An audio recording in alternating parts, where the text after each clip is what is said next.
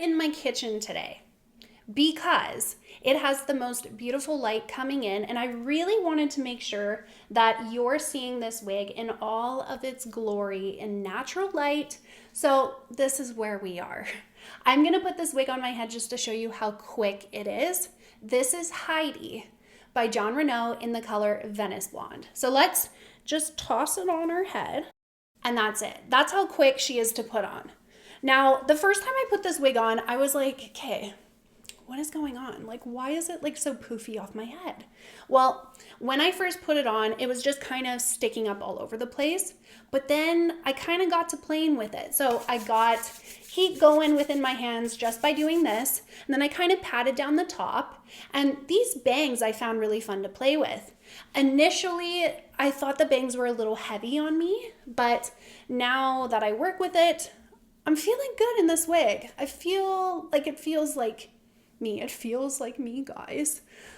It's just a different version of me than what I think I'm used to, but that's okay. That's the beauty of wigs, is you get to change things around. Venice Blonde is a light ash blonde and light natural blonde.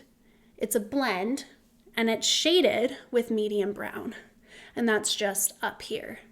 I love shaded colors, shaded blondes, because that just means for me, because I have darker bio hair underneath, if it ever does poke through or show, or I have like accidentally left out a piece of my own hair, people don't tend to notice. Whereas like, okay, let's say this wig was not shaded and it was just this blonde color, which would be gorgeous.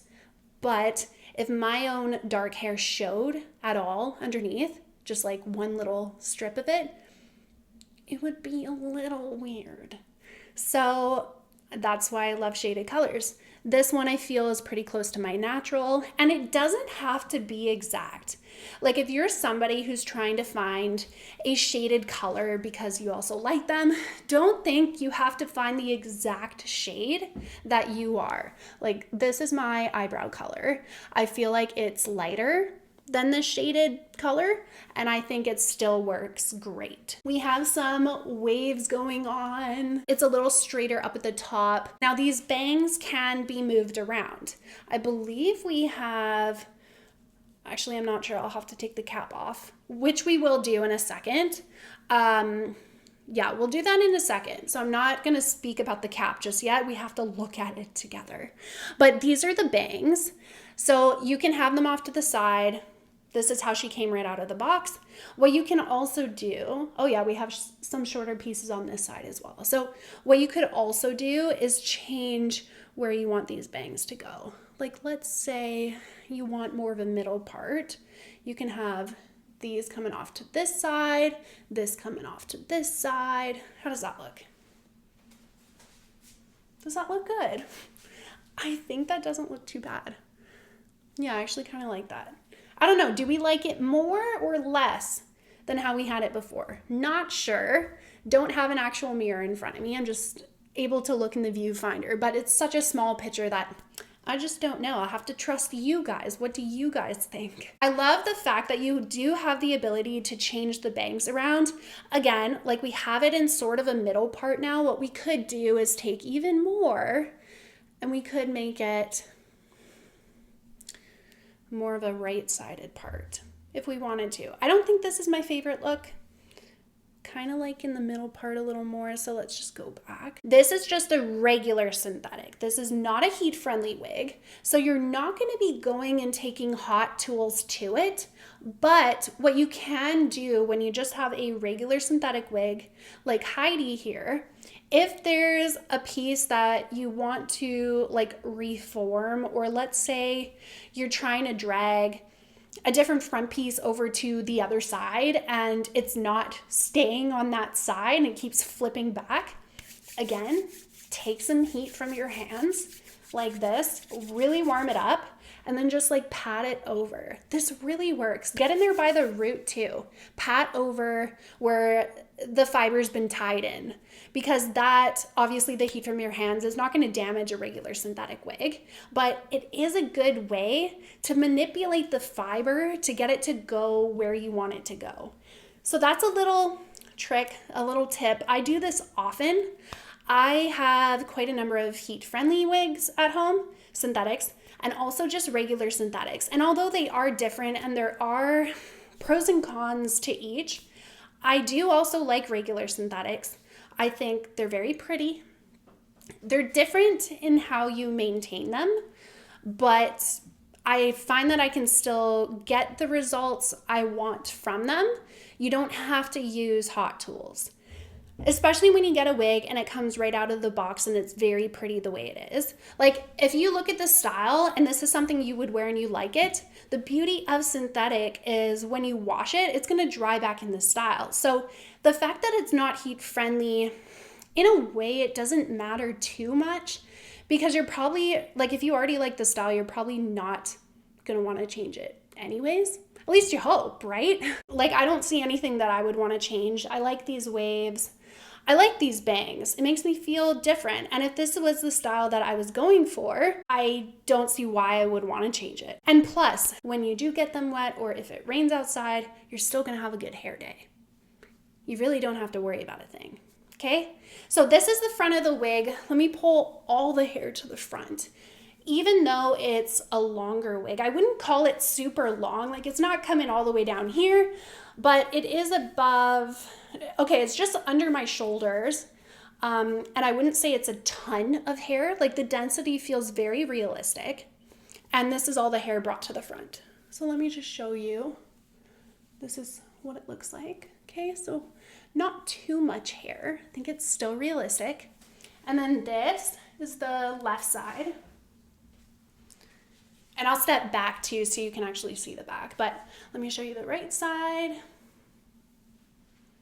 This hairstyle is giving me like bedhead chic. Bedhead chic. Do you see it? I see it. Okay, let me show you the back.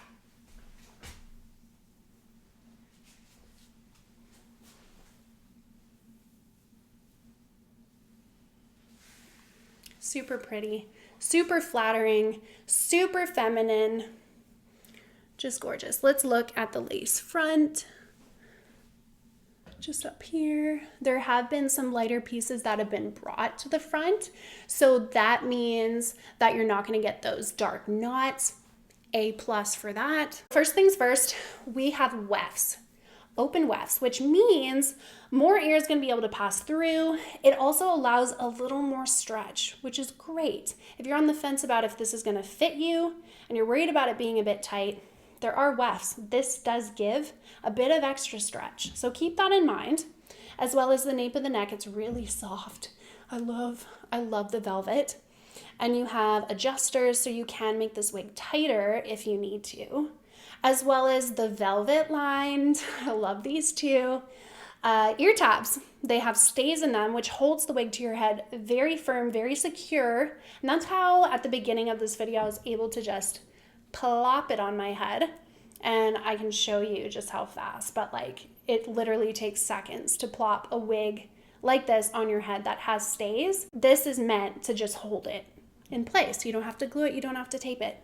Love that. So quick to get ready in the morning. This is the lace front, just from here to here. And then we have the monofilament top, and this is your parting space. So without looking at the cap, I wasn't really sure when I had the wig on, what can I really do with it? Well, you have a lot of parting space. So I could have done anything to it. You can part it down the middle, down the left, down the right. It's gonna look like head. That's what monofilament does. And this is just a great looking cap. It felt really good on my head. And I think it's definitely a winner. If this is a style you like, the bedhead chic, I don't know if that's accurate or meant to be that way, but that's just the vibe that I get when I put it on. I think it's really pretty. It feels casual to me. This is the monofilament top, and that's why it looks like head. Keep in mind, I have dark hair. So the fact that, you know, this looks this good is amazing. I am wearing a wig grip, which I want to point out. I know you saw that, but I'm wearing it because I have a petite head circumference, and this wig is, without the wig grip, it's a little big on me, to be honest, but that's fine. I usually wear wig grips anyways, and it just helps a wig to not slide back on my tiny head. That's the purpose of it. I feel like it works really well. And with the wig grip on, it does feel secure. I almost wish I could just like, I don't know, maybe do some braids. I'm feeling braids for this stuff. I think that would be so cute. Or putting a hat over top like in the summer. Just so many things would look cute with this wig. Okay, guys, take care. Have a great day, and I will see you next time.